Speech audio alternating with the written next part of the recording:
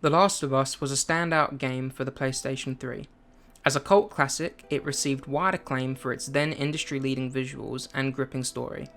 Its online presence was immense due to its large coverage, and PewDiePie even recently acknowledged the impact that this game has had on his channel. I love the first game. It was one of the biggest playthroughs I've ever done on this channel. When I played this game, Last of Us, for the first time, it was a special time for me because it was when I was just about to become the biggest channel on YouTube. And then this game came out and delivered for me because it was massive for the channel. So when I heard that the sequel to this game was coming out a whole 7 years later, you'd better believe I was excited.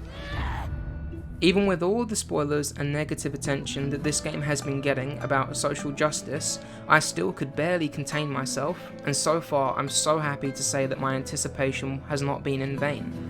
As it was then, it is now, and I have no idea how they do this every time, but the game looks breathtaking. Are you taking all this in? Visually, this is one of the best looking games on the PlayStation 4.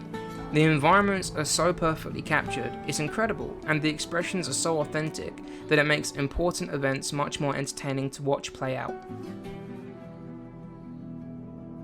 On every level, the presentation of this game has greatly exceeded my expectations. For example, in a gunfight, Ellie will flinch as she gets shot at, hostiles will beg for their life and then try and kill you as you walk away, enemies make these horrifying sound effects when they die. Stealth is still a big part in how you'll survive throughout The Last of Us Part 2, and I find the new effects to be far more satisfying and brutal when compared to the original game. The combat is simple and yet so satisfying. When it works, it looks like this, and when it doesn't, it's more like this.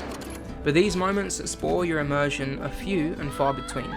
NPCs can save your life, or this one time I remember struggling to hop over a counter because my companion was blocking the way.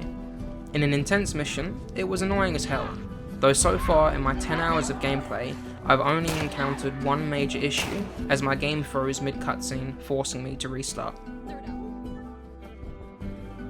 To focus on these flaws would be a great disservice to the game, as I feel the fun shootouts and beautiful world is worth a thorough playthrough. And to anyone watching, I recommend that you experience this game on its hardest difficulty to enjoy a challenging third-person shooter. Okay, hop the counter, grab the ammo, oh, for fuck's sake. Okay, hop the counter, grab the ammo, punch the, oh, for fuck's sake. Okay, hop the counter, grab the ammo, shoot the zombie, oh my god. I was also very impressed by how much choice you have to tackle each obstacle. At one point my NPC buddy was like, hey, we can just ignore all this stuff if you want. Set pieces are now completely open to you, with zones giving you the option of exploring what you want, when you want. The map details all of the interesting landmarks you'll find whilst walking around, and major objectives are clearly outlined so you know if what you're doing is pivotal to the plot or not. As well as this, you have the freedom to use all of your available resources to overcome hostiles as you see fit. In this example, I died like a noob, but then I placed a trap, baited him out, and now they're the noob. It's awesome to be able to outsmart your opponents in this way. Not all of your strategies, however, will be so well executed. Most of the time, you'll just get spotted, and then everything will be ruined, often putting you in this make the most of it paradigm. Sometimes, everything will come together well, and other times, you'll likely have to restart at the nearest checkpoint, which is always never too far away. The challenges in this game can range quite a bit.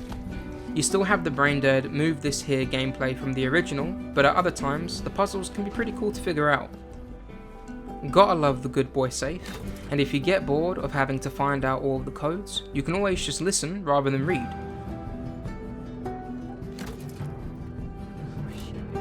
All things considered, I think Naughty Dog has once again delivered an amazing game, laying the foundation for a memorable experience. Now, as I mentioned before, I'm still yet to complete the game, so I'm going to hop back into it for a bit. I hope that you've enjoyed the video, as I've tried to give you a balanced, honest review of the gameplay. What I'm yet to see is how they handle the story, so perhaps you'll see me revisit this as I continue to explore all of the aspects of The Last of Us Part 2.